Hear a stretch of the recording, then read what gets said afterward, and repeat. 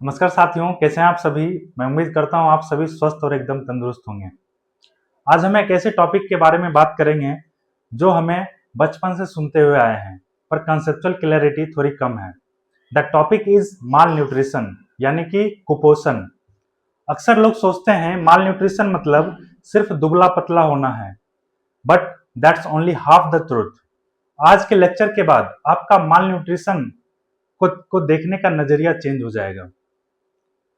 आज हम माल न्यूट्रिशन को स्टार्टिंग से लेके एंड तक बहुत इजी स्टेप में समझने वाले बच्चों कि माल न्यूट्रिशन बच्चों के अंदर क्यों हो जाता है और माल न्यूट्रिशन वाले बच्चों कैसे दिखते हैं, उसके अंदर क्या क्या चेंजेस हो जाते हैं और उसको ठीक कैसे किया जाए। तो सबसे पहले डेफिनेशन की ओर बढ़ते हैं बच्चों कि माल न्यूट्रिशन का डेफिनेशन क्या होता है। What is the definition of mall nutrition? Definition of mall nutrition. ये जो माल न्यूट्रिशन है बच्चों, ये वर्ड दो वर्ड से मिलकर बना होता है। एक तो माल और दूसरा न्यूट्रिशन। न्यूट्रिशन का मतलब सबको पता है बच्चों, न्यूट्रिशन का मतलब होता है पोषण। न्यूट्रिशन के अंदर जो आप खाते हैं, जो आप आपके बॉडी के लिए, बॉडी के हेल्थ के लिए, बॉडी के ग्रोथ एंड डेवलपमेंट के लिए रिक्वायरमेंट होता है बच्चों, वो सारा न्यूट्रिशन में आता है। क्लियर है बच्चों? पोषण। माल का मतलब होता है बच्चों बैड या इनएप्रोप्रिएट।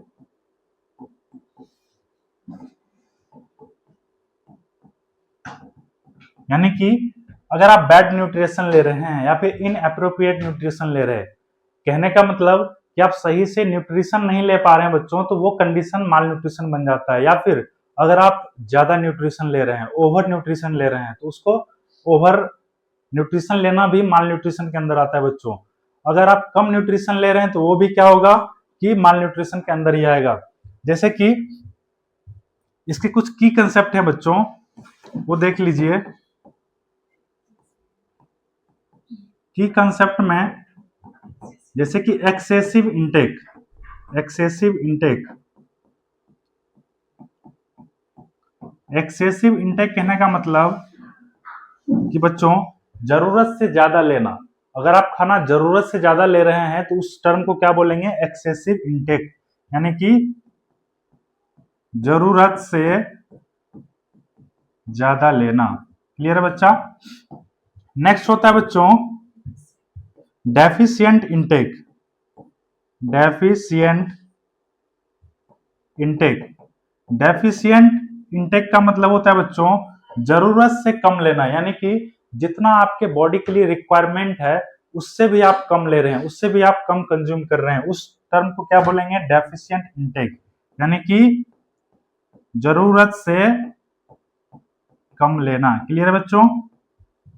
और जो तीसरा जो टर्म है बच्चों, उसको बोला जाता है इम्बैलेंस। इम्बैलेंस का मतलब बैलेंस बिगड़ जाना। यानी कि बच्चों आप क्या कर रहे हैं? एक संतुलन मेंटेन नहीं कर पा रहे हैं। या तो आप क्या कर रहे हैं? खूब ज्यादा कार्बोहाइड्रेट खा रहे हैं, विटामिन नहीं खा पा रहे हैं, मिनरल्स नहीं खा पा रहे हैं, वो भी किस में आएगा?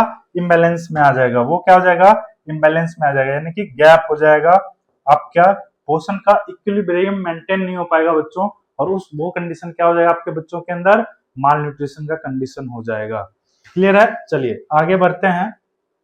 नेक्स्ट है बच्चों टाइप्स ऑफ माल न्यूट्रिशन। हम देखने वाले हैं कि टाइप्स कितने तरह के होते हैं, माल न्यूट्रिशन कितने टाइप का होता है। तो बेसिकली बच्चों मेजरली माल न्यूट्रिशन को दो तरह में डिवाइड कर दिया गया है, दो टाइप में। यानी कि malnutrition is majorly divided into two types. पहला जो टाइप्स होता है बच्चों वो होता है based on duration. Based on duration. और दूसरा जो टाइप होता है बच्चों वो बेस्ड ऑन सिवियरिटी होता है। क्या होता है? Based on severity. ड्यूरेशन के अंदर क्या होगा? इसके अंदर भी दो होता है बच्चों ड्यूरेशन में। एक तो एक्यूट माल न्यूट्रिशन होता है बच्चों। क्या होता है? एक्यूट माल न्यूट्रिशन। एक होता है क्रोनिक माल न्यूट्रिशन। क्या होता है? क्रोनिक माल न्यूट्रिशन। अब क्या है chronic mall nutrition?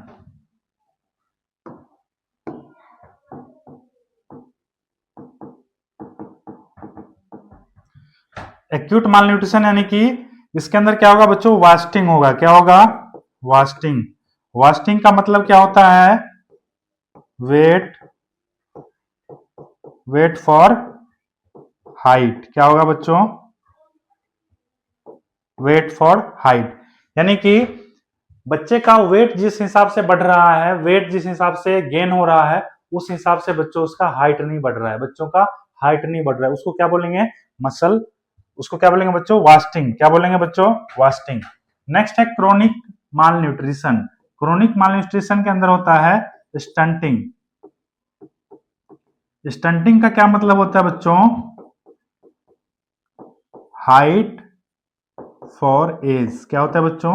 Height for as. Stunting का मतलब हाइट फॉर एज, यानी कि बच्चे का जितना एज है उस अकॉर्डिंग उस बच्चे का हाइट नहीं है, मतलब हाइट का ग्रोथ उतना नहीं हो पाया है बच्चों। नेक्स्ट दूसरी साइड क्या है? Based on severity. सिवियरिटी देखने के लिए बच्चों हम क्या करेंगे? एक तरह ग्रोथ चार्ट देखते हैं। इसमें हम बच्चों ग्रोथ चार्ट के हिसाब से हम बता पाएंगे कि वो जो है माल न्यूट्रिशन सीवियर है या फिर मॉडरेट है। तो इसको भी आप दो टाइप्स में क्लासिफाई कर सकते हैं। पहला मॉडरेट माल न्यूट्रिशन, मॉडरेट माल न्यूट्रिशन,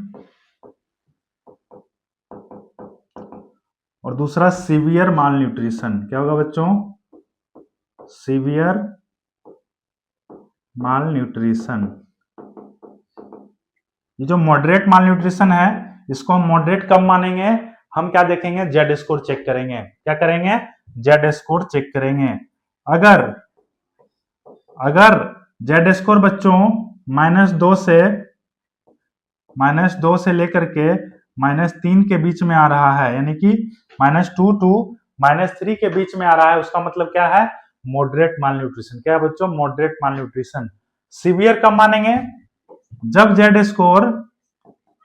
स्कोर बच्चों लेस देन -3 हो जाएगा, लेस देन -3 हो जाएगा, तो वो कंडीशन क्या कहलाएगी बच्चों? सीवियर माल न्यूट्रिशन। क्या कहलाएगी? सीवियर माल न्यूट्रिशन। टाइप्स में हमने क्या देखा? बेस्ड ऑन ड्यूरेशन, जिसके अंदर एक्यूट माल न्यूट्रिशन, क्रोनिक माल न्यूट्रिशन, और बेस्ड ऑन सिवियरिटी के अंदर क्या देखा हमने? मॉडरेट माल न्यूट्रिशन और सीवियर माल न्यूट्रिशन। तो बच्चों आपने देखा कि टाइप्स ऑफ माल न्यूट्रिशन क्या क्या होता है और हम किस किस एक्सपेक्ट में किस किस बच्चों को किस के अंदर रखेंगे बच्चों। ठीक है, चलिए आगे बढ़ते हैं। एक टर्म है बच्चों हिडन हंगर। एक टर्म है हिडन हंगर। हिडन हंगर, ये हिडन हंगर एक टर्म है बच्चों। हिडन हंगर, हिडन हंगर वो होता है बच्चों, जैसे कि मान के चलिए कि आप सोचिए कि एक बच्चा है और वो एक कटोरे में चावल खा रहा है। एक कटोरे में क्या खा रहा है? चावल खा रहा है, और पूरा पेट भर वो चावल खा लिया। क्लियर है? क्या उस बच्चे के अंदर विटामिन आया? क्या उस बच्चे के अंदर आयरन आया? क्या उस बच्चे के अंदर जो भी प्रोटीन था वो ले पाया बच्चों? तो बिल्कुल भी नहीं। अगर एक मील के अंदर उस बच्चों के अंदर पूरा मिनरल्स, जो मिनरल्स उसको जाने चाहिए थे, माइक्रो न्यूट्रिएंट्स जाना चाहिए था, विटामिन जाना चाहिए था, जो भी प्रोटीन्स उसको लेना चाहिए था, वो सारा उस मील के अंदर एब्सेंट पाया गया। तो इसी को क्या बोलेंगे बच्चों? Hidden hunger. भले ही वो बच्चा पेट भर खाना खा लिया हो, लेकिन वो क्या है? अभी भी हंगर है। हंगर यानी कि वो क्या है बच्चों? उसके अंदर किस किस चीज का कमी है? विटामिन का कमी है। उसके अंदर क्या? विटामिन का कमी है। उसके अंदर आयरन का कमी है बच्चों। उस खाने में उस बच्चों के अंदर किस किस का कमी हो सकता है? प्रोटीन का कमी हो सकता है बच्चों। ओके बच्चों, फैट का कमी हो सकता है, जो भी मिनरल है उसका कमी हो सकता है, आयोडीन का कमी हो सकता है। तो इन सारी चीजों की वजह से वो माल न्यूट्रिशन की तरफ बढ़ सकता है बच्चों। उसका मसल ग्रोथ नहीं होगा। उसका मसल क्या होगा बच्चों? ग्रोथ नहीं हो पाएगा। इसलिए बच्चों हिडन हंगर को आपने अच्छे से समझ लिया। चलिए आगे ये जो संरचना देख रहे हैं बच्चों, ये जो डायग्राम है बच्चों, इसमें इस फिगर में क्या है, ये बच्चा माँ के गोद में लेटा हुआ है और ये बच्चा देखने से कैसा प्रतीत हो रहा है, दुबला पतला एकदम। तो ये क्या है, सीवियर एक्यूट मालन्यूट्रिशन का केस है। ये क्या है, किसका केस है बच्चों, सीवियर एक्यूट मालन्यूट्रिशन का। हम इस इमेज के माध्यम से अगले स्लाइड में जाने की कोशिश करेंगे कि सीवियर एक्यूट मालन्यूट्रिशन क्या होता है और उसको कैसे बचाया जा सकता है बच्चों को। अगर कोई बच्चा आपको इस तरह से मिले तो उसका आप मैनेजमेंट कैसे कर सकते हैं, उसका प्रिवेंशन कैसे कर सकते हैं, आइए हम जानते हैं। हेडिंग है बच्चों सीवियर एक्यूट मालन्यूट्रिशन। ये जो सीवियर एक्यूट मालन्यूट्रिशन होता है बच्चों, ये मालन्यूट्रिशन का बहुत ही ज्यादा सीवियर कह सकते हैं या फिर बहुत ज्यादा इमरजेंसी रूप होता है। जब मालन्यूट्रिशन बहुत ज्यादा इमरजेंसी हो जाता है, सीवियर हो जाता है, तो उस केस को हम क्या बोलेंगे, सीवियर एक्यूट मालन्यूट्रिशन। इसको शॉर्ट फॉर्म में सैम भी बोला जाता है। क्या बोला जाता है बच्चों, सैम। सैम के अंदर क्या होता है कि बच्चों के अंदर न्यूट्रिशन का कमी होने लगता है, प्रोटीन का कमी होने लगता है, एनर्जी का कमी होने लगता है बच्चों। इसको पूरा करने के लिए क्या करना है बच्चों, सबसे पहले समझना पड़ेगा कि हम कोई भी बच्चा हमारे पास आया तो उसको हम कैसे मानेंगे कि वो बच्चा सैम का है, यानी कि सीवियर एक्यूट मालन्यूट्रिशन का है। तो WHO के द्वारा, वर्ल्ड हेल्थ ऑर्गेनाइजेशन के द्वारा कुछ क्राइटेरिया डिसाइड किया गया है। क्या डिसाइड किया गया बच्चों, कुछ क्राइटेरिया डिसाइड किया गया है, जिसके आधार पे अगर उस क्राइटेरिया में कोई भी एक क्राइटेरिया उस बच्चे के अंदर दिखता है तो बच्चा सैम का यानी कि सीवियर एक्यूट मालन्यूट्रिशन का होगा। और वो क्राइटेरिया कौन कौन सा है, तो WHO के द्वारा टोटल 3 क्राइटेरिया दिया गया है, यानी कि according to WHO 3 criteria is given. और वो 3 क्राइटेरिया कौन कौन सा है, तो सबसे पहला जो क्राइटेरिया है बच्चों वो है MUAC। MUAC आप सभी में से MUAC का बहुत लोग फुल फॉर्म सबको पता होगा, बट मैं लिख दे रहा हूं, मिड अपर आर्म सर्कमफेरेंस।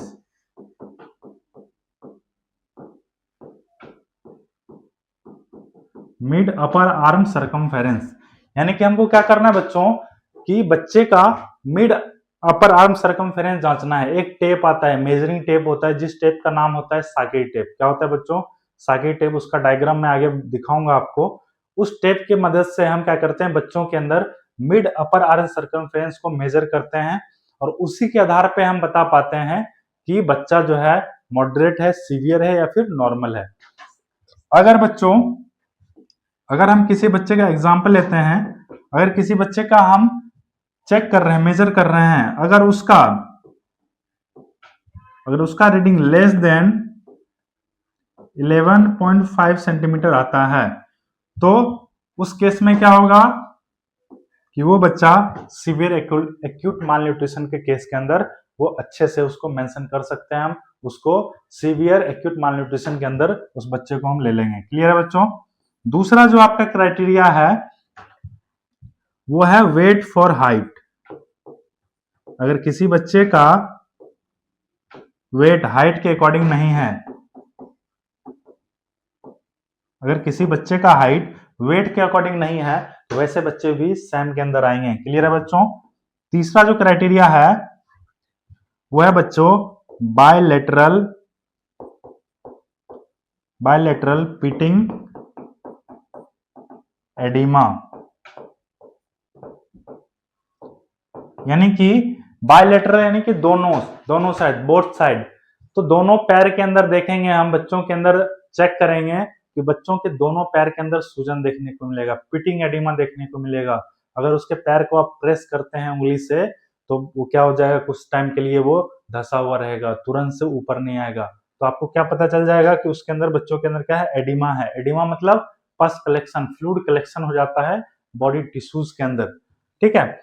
तो सीवियर एक्यूट मालन्यूट्रिशन को आप कैसे डायग्नोस कीजिएगा। कोई भी बच्चा आपके संस्थान में आता है उसको सबसे पहले क्या करना है, मिड अपर आर्म सर्कमफेरेंस को चेक करना है। अगर 11.5 सेंटीमीटर से कम आ रहा है तो एक क्राइटेरिया को फुलफिल कर रहा है और वो बच्चे को आप सैम का जो भी सर्विसेज है वो दीजिएगा। उसको कैसे प्रिवेंट करना है, हर एक चीज को आपको काउंसलिंग करना है, ठीक है। नेक्स्ट है वेट फॉर एज। अगर बच्चे का वेट हाइट के अकॉर्डिंग नहीं है तो उस केस में भी आप सीवियर एक्यूट मालन्यूट्रिशन के केस के अंदर इंक्लूड कर सकते हैं। तीसरा आपको क्या चेक करना है, बायलेटरल पिटिंग एडिमा। ये तीनों क्राइटेरिया था बच्चों जो WHO के द्वारा दिया गया है। आगे हम नेक्स्ट बात करते हैं, आपको भी जस्ट बताया था साकी टेप के बारे में, यही है साकी टेप। इसको क्या बोला जाता है, साकी टेप मेडिकल टर्म में, या फिर आप इसको MUAC टेप भी बोल सकते हो, यानी कि mid upper arm circumference tape. इसमें देखिए क्या है, ये रेड वाला पोर्शन है, ये ग्रीन वाला पोर्शन है बच्चों, और इसके पीछे जो आपको दिख नहीं रहा है ये है येलो। क्या है बच्चों, येलो वाला पोर्शन। तो इस टेप के अंदर टोटल 3 कलर कोडिंग किया हुआ रहता है, एक येलो, ग्रीन और रेड।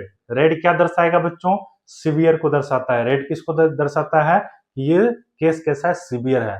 येलो किसको दर्शाएगा बच्चों, येलो मॉडरेट को दर्शाता है। और ठीक उसी प्रकार ग्रीन आपको जो है नॉर्मल दर्शाता है। क्लियर है। आगे बढ़ते हैं बच्चों, हाउ टू आइडेंटिफाई SAM, यानी कि सीवियर एक्यूट माल न्यूट्रिशन को आप कैसे आइडेंटिफाई कीजिएगा, यानी कि क्या चीज उसके अंदर देखना है, कैसे उसके अंदर क्या क्या डायग्नोसिस करना है, उसके बारे में चलिए चर्चा कर लेते हैं। सबसे पहले क्या करना है, आपको जस्ट हमने बोला कि 3 जोन होता है, उसके अंदर कितने जोन होते हैं बच्चों, 3 जोन होता है। सबसे पहला होता है बच्चों कौन सा, रेड जोन। क्या होता है, रेड जोन। दूसरा होता है बच्चों येलो जोन, दूसरा होता है येलो जोन, और तीसरा ग्रीन जोन। क्या होता है, ग्रीन जोन। अब क्या करना है, येलो जोन, येलो जोन के अंदर मान के चलिए ये रेड जोन है बच्चों, रेड जोन 11.5 सेंटीमीटर से अगर कम है, 11.5 सेंटीमीटर से अगर कम है तो वो किस जोन में आएगा बच्चों, वो रेड जोन में आएगा, यानी कि सीवियर कंडीशन होगा। कैसा कंडीशन होगा, सीवियर कंडीशन होगा बच्चों, सीवियर मालन्यूट्रिशन।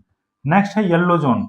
येलो जोन में बच्चों 11.5 सेंटीमीटर से लेके 12.5 सेंटीमीटर के बीच में रहेगा। तो आप कह सकते हैं कि क्या है, वो येलो जोन में है, और वो केस कैसा है, मॉडरेट केस है। कैसा है बच्चों, मॉडरेट केस है, मॉडरेट मालन्यूट्रिशन। नेक्स्ट है बच्चों ग्रीन जोन। ग्रीन जोन का मतलब होगा अगर आपके मेजरमेंट के अंदर 12.5 सेंटीमीटर से ज्यादा है, यानी कि आपका मेजरमेंट MUC टेप के अकॉर्डिंग, यानी कि साकी टेप से अगर आप मेजरमेंट ले रहे हैं तो उस टेप का रीडिंग 12.5 से सेंटीमीटर से अगर अधिक आ रहा है तो वो केस कैसा होगा, ग्रीन जोन का केस होगा, यानी कि वो केस नॉर्मल कह सकते हैं या फिर हेल्दी कह सकते हैं बच्चों। वो बेबी कैसा है, हेल्दी है। क्लियर है। एक बार फिर से रिपीट कर लीजिए कि आइडेंटिफाई कैसे करना है सीवियर एक्यूट मालन्यूट्रिशन वाले बच्चों को। तो 3 जोन दिया हुआ है, red zone, yellow zone, green zone. Red zone में सीवियर केस आएगा जिसका भी सरकमफेरेंस जो है 11.5 सेंटीमीटर से कम है, उसको रेड जोन में रखेंगे। जिनका 11.5 सेंटीमीटर से 12.5 सेंटीमीटर के बीच में आ रहा है उनको हम येलो जोन में रखेंगे, और 12.5 सेंटीमीटर से अगर अधिक आ रहा है उनको हम ग्रीन जोन में रखेंगे। क्लियर है बच्चों। चलिए, और इसके साथ बच्चों आपको क्या करना है, पिटिंग एडिमा भी चेक कर लेना है। चेक पिटिंग एडिमा, जिससे आप अच्छे से सीवियर एक्यूट मालन्यूट्रिशन के केस को अच्छे से डिटेक्ट कर सकते हैं, आइडेंटिफाई कर सकते हैं। क्लियर बच्चों। चलिए नेक्स्ट की तरफ बढ़ते हैं, complication of severe acute malnutrition. Complication क्या होता है बच्चों, कॉम्प्लिकेशन कहने का मतलब यह है कि अगर आप जो बच्चा सीवियर एक्यूट मालन्यूट्रिशन के अंदर था, जो मालन्यूट्रिशन का बच्चा है, उसको अगर सही समय पे सही से डायग्नोस नहीं किया गया, उसको प्रिवेंट नहीं किया गया या फिर उसका मैनेजमेंट नहीं किया गया, तो वो सीवियर केस ले लेता है और वो एक बहुत बड़ा उससे कॉम्प्लिकेशन हो सकता है। ये सिर्फ बच्चों का बॉडी को ही नहीं, पूरा ऑर्गन को डैमेज कर सकता है बच्चों। ऑर्गन को कभी कभी इस केस में डेथ भी हो जाता है बच्चों का, क्योंकि बहुत सारे ऑर्गन को ये इफेक्ट करता है। तो पहला कॉम्प्लिकेशन क्या है इसका बच्चों, वो है बच्चों हाइपोग्लाइसीमिया। अगर बच्चों के अंदर मैनेजमेंट सही टाइम पे नहीं होगा तो बच्चों के अंदर आपको देखने को मिलेगा कि अचानक से शुगर उसके अंदर कम हो रहा है। क्या हो रहा है बच्चों?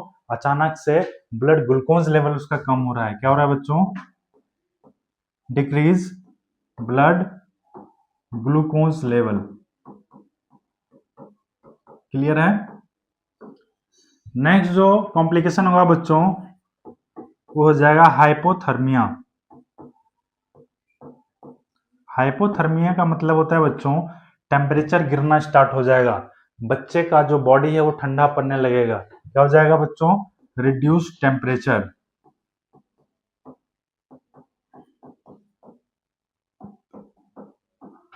टेम्परेचर भी कम होना स्टार्ट हो जाएगा। नेक्स्ट जो है बच्चों वो इन्फेक्शन लग सकता है, क्योंकि बच्चे का जो इम्यून सिस्टम है, जो बच्चे का इम्यून सिस्टम है वो सप्रेस्ड रहेगा। क्या रहेगा बच्चों? सप्रेस्ड रहेगा, जिसके वजह से बच्चों के अंदर आसानी से इन्फेक्शन लग सकता है। कोई भी इन्फेक्शन लग जाएगा और बच्चे की जान भी जा सकती है। क्लियर है बच्चों? तो ये सारे क्या हैं? इसके कॉम्प्लिकेशन है। किसके? सीवियर एक्यूट मालन्यूट्रिशन के कॉम्प्लिकेशन है। नेक्स्ट हम बच्चों ट्रीटमेंट की तरफ बढ़ते हैं कि उसका ट्रीटमेंट हम कैसे करेंगे, क्योंकि जो बच्चा सीवियर एक्यूट मालन्यूट्रिशन का है उसका ट्रीटमेंट आप डायरेक्टली खाना दे करके, मील दे करके नहीं कर सकते। इसके भी दो क्राइटेरिया है बच्चों। अगर वो खुद से फीडिंग टेस्ट करवाएंगे, सबसे पहले क्या कराएंगे? एपेटाइट टेस्ट जिसको बोलते हैं। अगर वो खुद से खाना खा पा रहा है तो उसको कम्युनिटी बेस्ड ट्रीटमेंट देंगे, यानी कि घर पे उसको खाना देंगे। अगर वो खाना नहीं खा पा रहा है या फिर उसको कोई कॉम्प्लिकेशन है, अभी जस्ट हमने कॉम्प्लिकेशन की बात किया, इसी सारे कॉम्प्लिकेशन में उसको एक कोई कॉम्प्लिकेशन आ गया, जैसे कि हाइपोग्लाइसीमिया का केस हो गया या फिर उसको हाइपोथर्मिया का केस है या फिर पूरा बॉडी डिहाइड्रेशन में चला गया है, तो उस केस में आप घर पे उस पेशेंट को नहीं डील कर सकते, उस बच्चे को आप घर पे नहीं डील कर सकते हैं। उसके लिए उसको क्या करना पड़ेगा? एडमिट करना पड़ेगा। उसको क्या करना पड़ेगा? हॉस्पिटल में एडमिट करना। ये जो ट्रीटमेंट है बच्चों ये दो तरह से होता है। इसको दो तरह से क्लासिफाई किया गया है।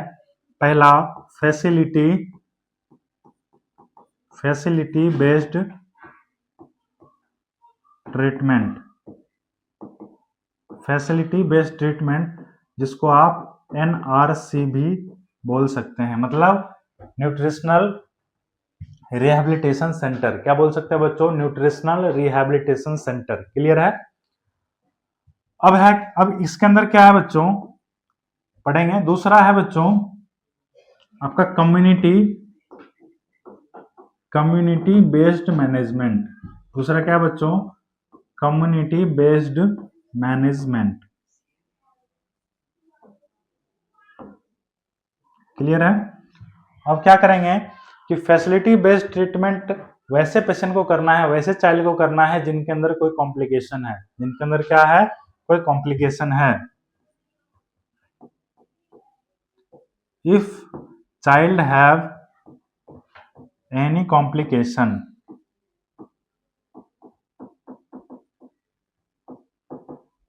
अगर चाइल्ड के अंदर कोई कॉम्प्लिकेशन है तो उस केस में आपको क्या करना है?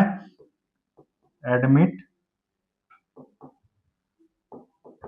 इन NRCs। NRCs का मतलब न्यूट्रिशनल रिहैबिलिटेशन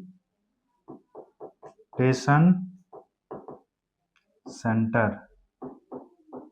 आपको क्या करना है? न्यूट्रिशनल रिहैबिलिटेशन सेंटर में आप पेशेंट को, उस चाइल्ड को क्या करना है? एडमिट करवाना है। और इस फैसिलिटी बेस्ड ट्रीटमेंट में हॉस्पिटल के अंदर भी क्या होता है? दो तरीके का सर्विस दिया जाता है। दो तरीके का सर्विस क्या होता है बच्चों?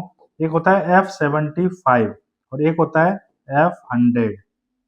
F75 का मतलब होता है बच्चों ये स्टेबलाइजेशन के लिए दिया जाता है। F75 जो होता है बच्चों स्टेबलाइजेशन, एक जो आपका चाइल्ड है जो माल न्यूट्रिशन से ग्रसित है, उस चाइल्ड के जो बॉडी पार्ट्स हैं, जो उसका बॉडी है, उसको स्टेबल करने के लिए क्या करते हैं? F75 देते हैं। F75 का मतलब कि 75 कैलोरी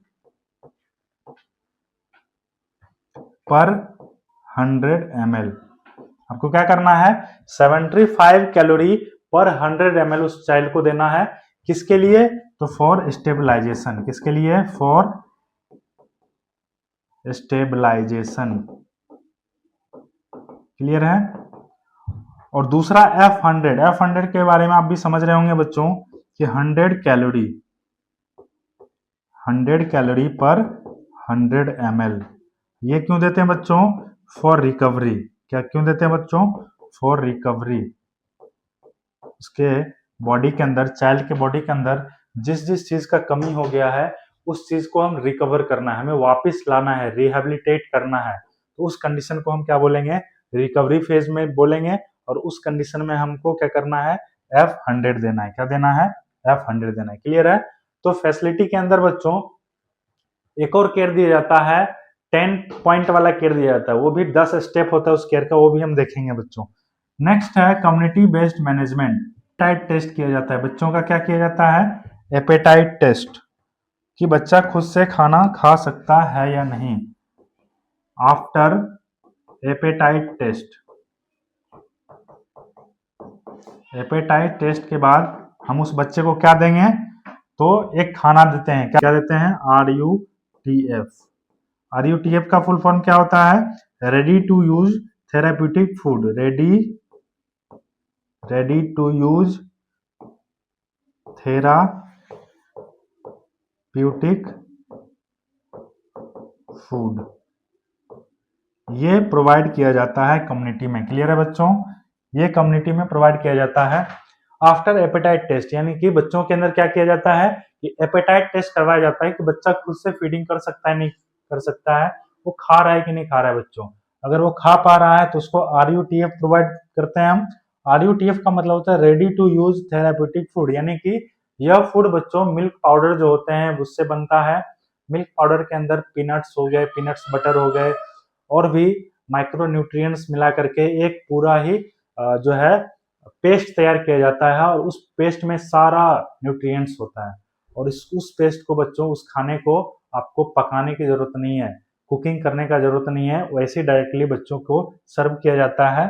और जिससे कि बच्चा कम्युनिटी बेस्ड मैनेजमेंट लेकर के एक अच्छा न्यूट्रिशन लेके माल न्यूट्रिशन से कोप अप कर पाए। क्लियर है बच्चों, ये था ट्रीटमेंट। आगे देख लेते हैं कि 10 स्टेप प्रोटोकॉल क्या होता है। सैम के चिल्ड्रन होते हैं उसके अंदर 10 स्टेप प्रोटोकॉल क्या होता है। 10 step protocol treatment of Sam, यानी कि सीवियर एक्यूट माल न्यूट्रिशन का 10 स्टेप प्रोटोकॉल ट्रीटमेंट क्या होता है। इसमें 10 स्टेप होते हैं बच्चों। कितने स्टेप होंगे, इसमें टोटल 10 स्टेप होते हैं। स्टेप 1, क्लियर है बच्चों। चलिए, पहला स्टेप जो होता है आपको प्रिवेंट करना होता है, किससे, हाइपोग्लाइसीमिया से। Prevent hypoglycaemia. क्लियर है। नेक्स्ट जो स्टेप है वो प्रिवेंट फ्रॉम हाइपोथर्मिया। किससे प्रिवेंट करना होता है, हाइपोथर्मिया से। नेक्स्ट जो है बच्चों तीसरा, वो प्रिवेंट फ्रॉम डिहाइड्रेशन। किससे, डिहाइड्रेशन से। Prevent from dehydration.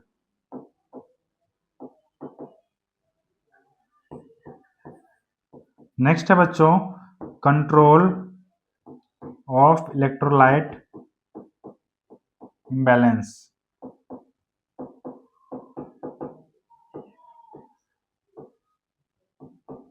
क्लियर है बच्चों।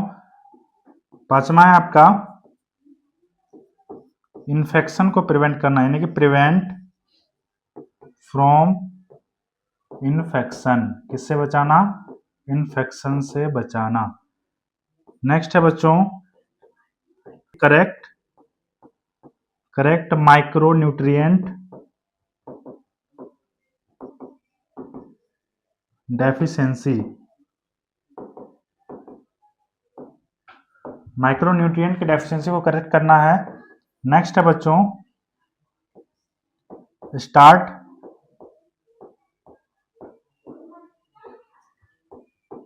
कोटियस फीडिंग। कोटियस फीडिंग का मतलब होता है बच्चों, अभी जस्ट आपको हमने समझाया, F75। F75 का मतलब कि 75 कैलोरी पर 100 ml। 100 ml के अंदर कितना होना चाहिए? 75 कैलोरीज होना चाहिए, वो आपको स्टार्ट करना है। और नेक्स्ट है बच्चों, आपको वेट गेन करवाना है। गेन, इसको आप दूसरे टर्म में क्या लिख सकते हैं? और इसको दूसरे टर्म में आप लिख सकते हैं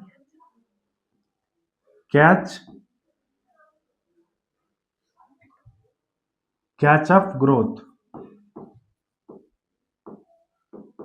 कैचअप ग्रोथ कहने का मतलब बच्चों कि आपका जो F75 दे रहे थे, इसको अपग्रेड करके कहां ले जाना है? F100 तक।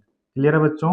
F100 तक ले जाना है, यानी कि ग्रोथ को कैचअप करवाना है, यानी कि वेट को गेन करवाना है। बच्चों के अंदर क्या कराना है? वेट को गेन करवाना है। नेक्स्ट जो है बच्चों क्राइटेरिया, वो क्या है? Sensory stimulation. सेंसरी स्टिमुलेशन या फिर आप कह सकते हैं इमोशनल सपोर्ट।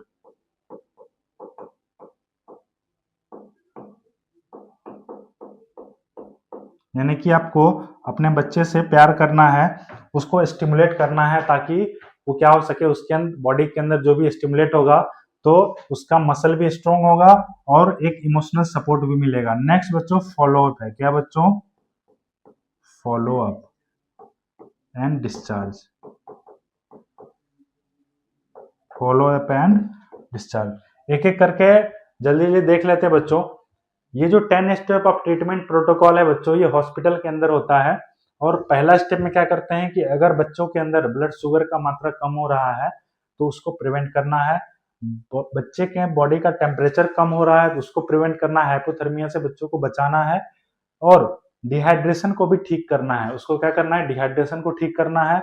इलेक्ट्रोलाइट इम्बैलेंस को कंट्रोल करना है, उसको ओआरएस पाउडर वगैरह दे करके इलेक्ट्रोलाइट का जो इम्बैलेंस उसके बॉडी में हो रहा था उसको करेक्ट करना है। प्रिवेंट फ्रॉम इन्फेक्शन, जो बच्चे का जो बॉडी इन्फेक्टेड था, इन्फेक्शन से लड़ रहा था या फिर इन्फेक्शन लगा हुआ था, उस इन्फेक्शन को भी कंट्रोल करना है एंटीबायोटिक वगैरह दे करके। माइक्रोन्यूट्रिएंट डेफिशिएंसी जो हो रहा है, विटामिन का कमी हो रहा है, उस विटामिन की कमी को पूरा करना है। और कंटिन्यूअस क्वाइटस फीडिंग देना है। क्वाइटस फीडिंग का मतलब F75 स्टार्ट करना है ताकि बच्चा सबसे पहले स्टेबलाइज हो जाए। जब स्टेबलाइज हो गया तो उसको आप डाइट बढ़ा सकते हो ताकि वो बच्चे का ग्रोथ हो सके, वेट गेन हो सके। नेक्स्ट है सेंसरी स्टिमुलेशन करना है, इमोशनल सपोर्ट देना है और लास्ट में फॉलो अप और डिस्चार्ज करना है। ये 10 क्राइटेरिया है बच्चों सीवियर एक्यूट माल न्यूट्रिशन वाले बच्चे के लिए। क्लियर है? आगे बढ़ते हैं। आगे है बच्चों प्रोटीन एनर्जी माल न्यूट्रिशन। क्या है बच्चों? आपको एक स्लाइड में दिखा दूं। अगला स्लाइड है प्रोटीन एनर्जी माल न्यूट्रिशन। जैसे कि आप देख रहे हैं, ये फिगर जो देख रहे हैं, ये प्रोटीन एनर्जी माल न्यूट्रिशन के लिए क्वाशियोकर और मरासमस, इसके बारे में हम डिटेल में चर्चा करेंगे। सबसे पहले देख लेते हैं कि प्रोटीन एनर्जी माल न्यूट्रिशन क्या होता है। यानी कि इसके अंदर क्या है? प्रोटीन भी है और एनर्जी का भी क्या हो रहा है? माल न्यूट्रिशन, यानी कि बैड प्रैक्टिस है, बैड हैबिट से ले रहा है या फिर उसकी कमी हो रही है। क्लियर है बच्चों? आप सोचो, एक एग्जाम्पल के थ्रू इसको समझते हैं। सबसे पहले कि आपका जो प्रोटीन है वो एक ईंट है। क्या है बच्चों? ईंट है। मान के चलो कि आपका बॉडी पूरा क्या है? एक बिल्डिंग है। क्या है बच्चों? बिल्डिंग है। और आपका जो प्रोटीन है वो एक ईंट है। क्या है? ब्रिक्स है, ईंट है। अगर मान के चलो कि जब प्रोटीन आपका ईंट है तो क्या आप बिना ईंट के आप पूरा बिल्डिंग बना सकते हो? नहीं। और जो एनर्जी है बच्चों, वो एनर्जी आपका क्या है? लेबर है। लेबर मजदूर जो आपका बिल्डिंग बनाते हैं। यहाँ पे क्या हो रहा है कि अगर ईंट खत्म हो गया, क्या लेबर एक बिल्डिंग बना पाएगा? तो बिल्कुल भी नहीं। क्या करेगा? उसके लिए ईंट का भी जरूरत पड़ेगा। अगर ईंट है तो लेबर भी चाहिए, अगर लेबर है तो ईंट भी अवेलेबल होना चाहिए। ठीक उसी प्रकार बच्चों आपके बॉडी के अंदर प्रोटीन है तो एनर्जी भी होना चाहिए। दोनों के बीच में गैप नहीं होना चाहिए। अगर गैप क्रिएट हो गया तो वही गैप क्या कहलाता है? Protein energy malnutrition. हम आज समझने वाले हैं कि प्रोटीन एनर्जी मालन्यूट्रिशन के अंदर क्या क्या ऐसा चीज होता है जो आपको पता होना चाहिए। प्रोटीन एनर्जी मालन्यूट्रिशन के अंदर क्या होता है बच्चों? प्रोटीन एंड एनर्जी दोनों के बीच में क्या हो जाता है? गैप आ जाता है। क्या हो जाता है बच्चों? गैप हो जाता है, या फिर कह सकते हैं इम्बैलेंस हो जाता है। क्या हो जाता है बच्चों? इम्बैलेंस हो जाता है, जिसके कारण आपको प्रोटीन एनर्जी मालन्यूट्रिशन देखने को मिलता है। नेक्स्ट स्लाइड में आपने देखा कि ये क्या है? दो इसके टाइप्स हैं। प्रोटीन एनर्जी मालन्यूट्रिशन के क्या है? दो टाइप्स होते हैं बच्चों, और एक होता है क्वाशियोकर और एक होता है मरासमस। एक होता है क्वाशियोकर और एक होता है मरासमस। एक बच्चे को तो आप देख पा रहे हो कि पूरा इसका मसल पूरा वेस्ट हो चुका है, मसल वास्टिंग हो चुका है, और इस बच्चे को देख के ही लग रहा है कि ये माल न्यूट्रिशन का बच्चा है। लेकिन इस बच्चे में आप देख रहे होंगे, बहुत सारे बच्चों का सवाल भी रहता है कि सर इसका तो पेट पूरा निकला हुआ है, पेट तो बाहर आया हुआ है, क्या ये भी, क्योंकि ये तो है माल न्यूट्रिशन आप बता रहे थे, लेकिन इसका पेट क्या है बच्चों? पेट बाहर निकला रहता है। क्या निकला रहता है बच्चों? पेट बाहर निकला रहता है। इसके पीछे बच्चों एक साइंटिफिक रीजन है। क्या है बच्चों? साइंटिफिक रीजन है, जब बॉडी में प्रोटीन का कमी होता है, स्पेशली जब आपका एल्बुमिन का कमी होता है, तो उसी एल्बुमिन का मात्रा आपके ब्लड वेसल्स के अंदर कम होने लगता है, तो ऑन्कोटिक प्रेशर क्या होता है? गिरने लगता है। गिरना इन द सेंस कि डिक्रीज होने लगता है। जब आपके ब्लड वेसल्स के अंदर ऑन्कोटिक प्रेशर डिक्रीज होने लगेगा, तो आपके ब्लड वेसल्स के अंदर से फ्लूइड स्कैप होना स्टार्ट हो जाएगा। स्कैप मतलब लीकेज होना स्टार्ट हो जाता है। कहाँ? ब्लड के अंदर से लीकेज होकर के कहाँ चला जाएगा? बॉडी टिश्यू के अंदर चला जाएगा। और जैसे ही बॉडी टिश्यू में लीकेज होना स्टार्ट होगा, उस कंडीशन को क्या बोल देते हैं आप? एडिमा। क्या बोल देते हैं? एडिमा। क्योंकि पूरा इकट्ठा होना स्टार्ट हो जाता है टिश्यूज के अंदर, जिसके वजह से ये जो बच्चे का जो पेट देख रहे हैं, ये पफी जैसा दिखता है। कैसा दिखता है? पफी जैसा दिखता है। क्यों दिखता है बच्चों? क्योंकि इसके अंदर क्या हो चुका है बच्चों? इसके टिश्यू के अंदर फ्लूइड का कलेक्शन हो चुका है। और ठीक इसी प्रकार मरासमस में देखिए बच्चों, इसका अपोजिट है। मरासमस में क्या होता है कि बॉडी स्टारवेशन मोड में चला जाता है। कहां चला जाता है बच्चों? स्टारवेशन मोड में। अब ये स्टारवेशन मोड क्या होता है? स्टारवेशन मोड में क्या होता है बच्चों कि मान के चलिए ये चाइल्ड बाहर से एक्सटर्नली कुछ भी नहीं खाया, बाहर से ये बच्चा कुछ भी नहीं खाया, तो इसके बॉडी में कोई खाना तो गया नहीं, तो इसका बॉडी स्टारवेशन मोड में चला गया। और स्टारवेशन मोड में जाने के बाद क्या होता है? बॉडी को तो एनर्जी चाहिए, और उस एनर्जी को मेंटेन करने के लिए बॉडी आपके फैट को ब्रेक डाउन करना स्टार्ट कर देगा, फैट को बर्न करना स्टार्ट कर देगा, एनर्जी आपको बॉडी में लाने के लिए। तो इसी प्रोसेस को मसल वास्टिंग बोलते हैं। इसी प्रोसेस को क्या बोला जाता है बच्चों? Muscle wasting. मसल वास्टिंग क्या बोलते हैं बच्चों? मसल वास्टिंग बोला जाता है। क्लियर है बच्चों? तो इसके अंदर मसल का कमी हो जाता है। जो मरासमस वाले बच्चे को आप देखोगे, तो जिस तरह से ये देख रहे हो, पूरा इसका पसली दिख रहा है, ये पूरा रिब्स इसका दिख रहा है, पेट का पूरा हर एक हड्डी दिख रहा है। क्यों? क्योंकि मसल का वास्टिंग हो चुका है, मसल इसके अंदर से पूरा खत्म हो चुका है। क्लियर है बच्चों? आगे देखते हैं बच्चों कि इसके अंदर कुछ डिफरेंसेस हैं। क्या बच्चों? कुछ डिफरेंसेस हैं, जैसे कि फीचर्स हैं इधर मरासमस, क्वाशियोकर, ये दोनों का डिफरेंस है कि मरासमस और क्वाशियोकर में क्या क्या आपको डिफरेंस देखने को मिलेगा, ताकि आपके इंस्टीट्यूशन में अगर कोई ऐसा बच्चा आता है तो कैसे आप डिफरेंशिएट कर सकते हैं। तो आइए देखते हैं फीचर्स। सबसे पहले अपीयरेंस देखेंगे बच्चों। अपीयरेंस मतलब कि दिखने में कैसा है। दिखने में कैसा होगा? जो मरासमस वाला बच्चा होगा बच्चों, उसका स्किन और बोन ओल्ड मैन जैसा दिखेगा, यानी कि जो बूढ़ा व्यक्ति होता है, जो बूढ़ा व्यक्ति होता है वैसा दिखेगा, उसका स्किन और उसका फेस, उसका बॉडी, उसका बोन, सब कुछ। लेकिन जो क्वाशियोकर वाला बच्चा है, उसको स्वेलन दिखेगा, मून फेस दिखेगा, मतलब फेस सूजा सूजा दिखेगा। मून जैसे जो चांद होता है बच्चों, गोल गोल सा फेस दिखेगा उसको, मतलब मून लाइक फेस उसका दिखेगा। नेक्स्ट है मेन डेफिशिएंसी। उसके अंदर किस चीज की कमी दिखेगी? तो मरासमस के अंदर हर एक चीज का कमी दिखेगा। कैलोरीज और प्रोटीन, यानी कि प्रोटीन और एनर्जी दोनों चीज का कमी आपको देखने को मिलेगा। कहाँ में? तो मरासमस वाले बच्चे में। लेकिन क्वाशियोकर अभी जस्ट हमने देखा कि क्वाशियोकर के अंदर प्रोटीन का कमी हो जाता है। किसका कमी होता है बच्चों? प्रोटीन का कमी। क्यों? क्योंकि आपने देखा कि मसल, प्रोटीन का क्या काम होता है? मसल बिल्डिंग करना, और उस बच्चे में मसल वास्टिंग हो रहा है। किसके कमी की वजह से? प्रोटीन के कमी के वजह से। क्लियर है बच्चों? नेक्स्ट है एडिमा। एडिमा आपको किस में देखने को मिलेगा? एडिमा मतलब फ्लूइड कलेक्ट हो रहा है बॉडी टिश्यूज के अंदर। किसमें होगा? मरासमस में होगा बच्चों? तो नहीं, इसमें एब्सेंट होगा। क्यों एब्सेंट होगा? क्योंकि इसमें बच्चों फ्लूइड कलेक्शन नहीं होता है, लेकिन क्वाशियोकर वाला जो भी बच्चे हैं उसके अंदर प्रेजेंट देखने को मिलेगा, यानी कि एडिमा प्रेजेंट देखने को मिलेगा। क्लियर है?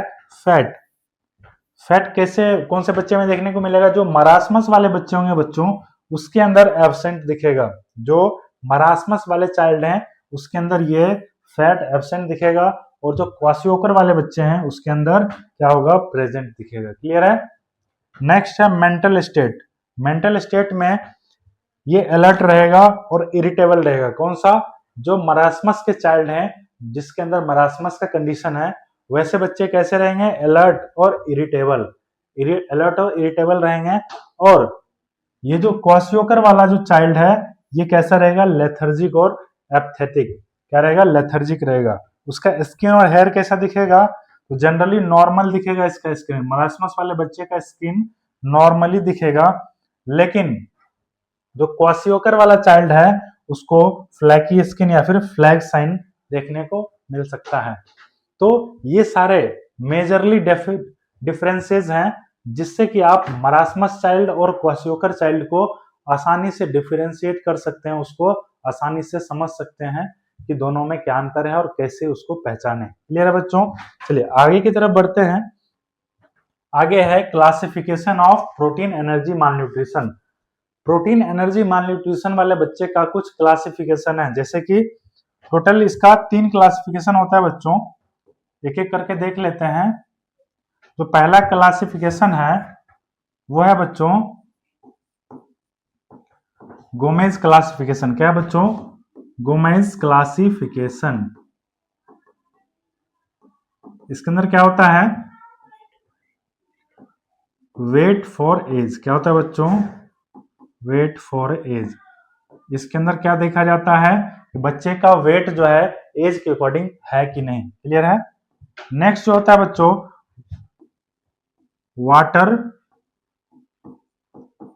Water flows classification. इसके अंदर क्या होता है बच्चों? इसके अंदर होता है वेट फॉर हाइट। क्या होता है? वेट फॉर हाइट, यानी कि बच्चे का जो वजन है हाइट के अकॉर्डिंग सही है कि नहीं। नेक्स्ट और लास्ट जो है बच्चों वो होता है आईएपी। आईएपी का मतलब होता है Indian academy of paediatrics. Indian academy of paediatrics. और यही जो आईएपी जो है ये मोस्ट कॉमनली यूज किया जाता है इंडिया के अंदर। Most commonly used in India. Clear है बच्चों? तो ये 3 तरह के क्लासिफिकेशन होते हैं प्रोटीन एनर्जी मालन्यूट्रिशन के। पहला गोम्स क्लासिफिकेशन है जिसमें वेट फॉर एज देखा जाता है, मतलब कि बच्चे का वजन उसके एज के अनुसार है कि नहीं। वाटर फ्लोज क्लासिफिकेशन में क्या देखते हैं? वेट फॉर हाइट देखते हैं कि बच्चे का जितना वजन है उसके अकॉर्डिंग उसका हाइट है कि नहीं बच्चों। नेक्स्ट है the 4 stage of treatment of PEM. जो प्रोटीन एनर्जी मालन्यूट्रिशन है बच्चों उसके कुछ ट्रीटमेंट है। इसके भी 4 स्टेज के ट्रीटमेंट हैं। 4 स्टेज में बांटा गया है। वो कौन कौन से देख लेते हैं जल्दी जल्दी। पहला जो है इसका, उसमें क्या करना है? डिहाइड्रेशन को कंट्रोल करना है। डिहाइड्रेशन कंट्रोल कैसे कंट्रोल करना है बच्चों? या तो आप ओआरएस दीजिएगा या फिर फ्लूइड दे करके उस डिहाइड्रेशन को आपको कंट्रोल करना है।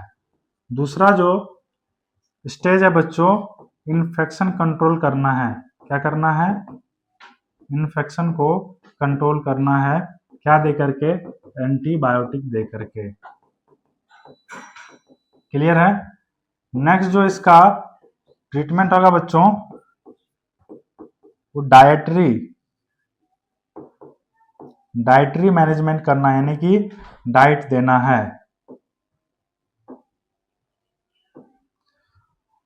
और डाइट में क्या होगा बच्चों, आपको कैलोरी को बढ़ाना है, इंक्रीज कैलोरीज। कौन सा है कि बच्चों इमोशनल सपोर्ट देना है, इमोशनल सपोर्ट, जिससे क्या हो जाएगा, स्टिमुलेशन होगा बच्चों के अंदर, स्टिमुलेशन होगा। क्या होगा बच्चों, स्टिमुलेशन होगा बच्चों के अंदर, स्टिमुलेशन होगा। ये 4 stage of treatment of protein energy mall nutrition है बच्चों। सबसे पहला डिहाइड्रेशन को ठीक करना है ओआरएस से फ्लूइड दे करके। दूसरा इन्फेक्शन को कंट्रोल करना है एंटीबायोटिक दे करके। डाइटरी मैनेजमेंट करना है, डाइट बढ़ा करके, कैलोरी जिसमें हाई कैलोरी होगा उसको बढ़ा करके ठीक करना है। नेक्स्ट इमोशनल सपोर्ट देना है जिससे कि स्टिमुलेशन हो सके। तो आज की क्लास में हम बच्चों शुरू से लेकर लास्ट तक इस वीडियो के माध्यम से सीखने की कोशिश किया कि माल न्यूट्रिशन क्या होता है, ये कितने तरह का होता है।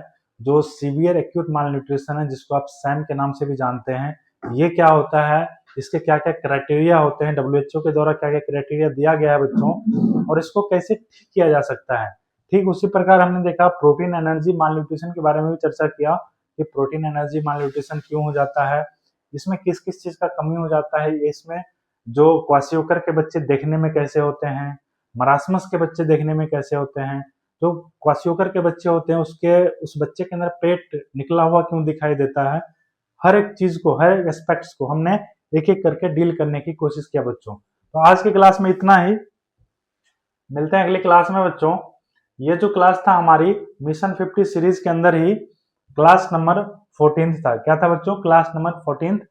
ठीक इसी प्रकार हम हर दिन एक क्लास लेकर के आते हैं। हमारे सीरीज के साथ जुड़ने के लिए इस चैनल को सब्सक्राइब कर दीजिए और बेल आइकन को दबा दीजिए, और इस वीडियो को सभी नर्सिंग दोस्तों के साथ शेयर कीजिए ताकि इस पे हर स्टूडेंट इस टॉपिक का, इस सीरीज का लाभ ले सके बच्चों।